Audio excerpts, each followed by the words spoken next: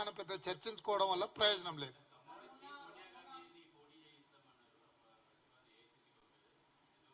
చారి గారు, తెలంగాణ రాష్ట్రం నుంచి సోనియా గాంధీ గారు పోటీ చెయ్యాలని ఏకగ్రీవ తీర్మానం చేసి పంపించినాం.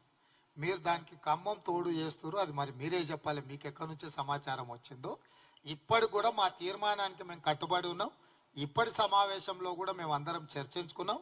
ఈ తెలంగాణ రాష్ట్రం నుంచి శ్రీమతి సోనియా గాంధీ గారు రాబోయే ఎన్నికల బరిలో దించాలి. మా బట్టి విక్రమార్క గారు స్పష్టంగా తెలంగాణ సమాజానికి విజ్ఞప్తి చేసిండు, సోనియా గాంధీ గారు నామినేషన్ వేస్తే ఏకగ్రీవంగా ఎన్నుకుంటేనే తెలంగాణ ప్రజలకు ఇక్కడ ఉండే పార్టీలు గౌరవం ఇచ్చినట్టు. సోనియా గాంధీ గారు నామినేషన్ వేసిన తర్వాత వారి మీద తెలంగాణ బిడ్డలు ఎవ్వరూ పోటీ చేస్తారని మేము అనుకోవడం లేదు. మనమందరం, మీరందరూ కూడా సోనియా గాంధీ గారి ఏకగ్రీవ ఎన్నికకు సహకరించాల్సి